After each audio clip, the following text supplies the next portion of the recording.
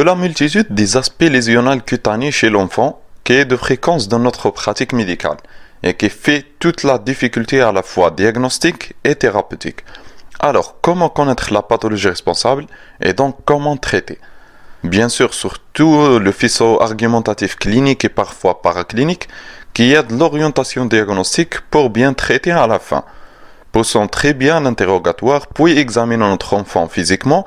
Ensuite, en s'aidant d'une paraclinique pour conclure avec un diagnostic et donc un traitement. Le cas cette fois est d'un syndrome appelé le syndrome de Skollen-Enoch. Oui, difficile à garder, donc gardez purpura rhumatoïde, pathologie que tout le monde connaît par ce nom. Alors qu'est-ce qu'elle cache dans sa clinique? Également l'intérêt de la vidéo. Dans sa définition, la purpura rhumatoïde est une vascularite systémique des petits vaisseaux, mais d'une physiopathologie compliquée et non bien connue, donc on sait qu'une réaction immunitaire inadaptée par des EGA suite à une infection aux prises médicamenteuses probablement que se déclenche le processus immunitaire produisant des EGA de sous-classe 1, formant des complexes humains, etc. de physiopathologie, bref, infection immunitaire sur les petits vaisseaux.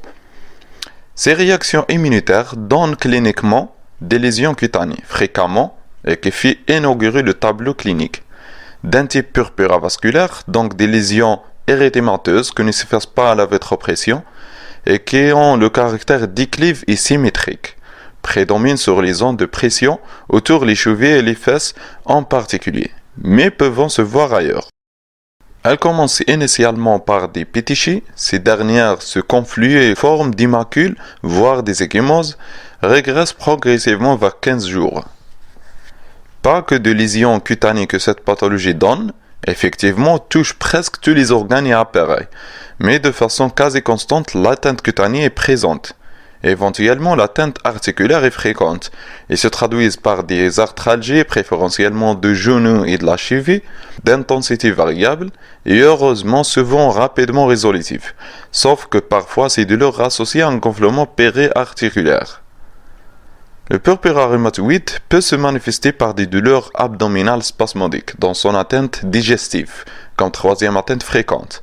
Parfois des hémorragies digestives, que ce soit gravissimes, engageant le pronostic vital, ou occultes, découvertes que sur des bandelettes. D'autres manifestations organiques peuvent être présentes au cours de purpura rhumatoïde, l'exemple d'atteinte neurologique, urogénitale, pulmonaire, etc., etc. Mais l'atteinte qui fait peur et qui fait la gravité de la maladie est la manifestation rénale, pouvant être découverte par une hématurie, surtout microscopique, ou une protéinurie, voire même un syndrome néphrotique. Donc, au moins, il faut avoir le réflexe de pratiquer une bandelette urinaire devant un tableau de purpura rhumatoïde, avec éventuel bilan rénal, craignant l'insuffisance rénale. Tous ces signes cliniques et atteintes organiques peuvent être présentes même en dehors de la maladie purpurique rhumatoïde, veut dire non spécifique hors l'atteinte cutanée caractéristique, comme en faisant le diagnostic alors. Le diagnostic est fait sur l'argument clinique caractéristique représenté par la triade clinique, signes cutanés associés à des signes articulaires avec les signes gastro-intestinaux. Ça évoluant dans un contexte d'état général conservé et épéritique, donc pas de fièvre, mais pour la confirmation biologique de la maladie, parce que la pathologie est diagnostiquée cliniquement, mais on doit la distinguer des autres diagnostics différentiels. L'exemple d'un purpura thrombopénique, donc dans le diagnostic de notre maladie, le purpura rhumatoïde, on doit s'assurer d'absence de la thrombopénie par une formule numération sanguine. Ainsi, l'absence de troubles de coagulation de le bilan. Donc, il n'existe aucun signe biologique spécifique de la maladie, mais écartons alors par la biologie les autres diagnostics pour conclure avec ce diagnostic. L'augmentation des IgA par l'analyse de son taux sérique est retrouvée élevée dans 60% des cas, mais n'est pas spécifique aussi. Quant à l'atteinte rénale, on peut avoir le dépôt des IgA glomérulaires dans l'étude histologique après biopsie rénale.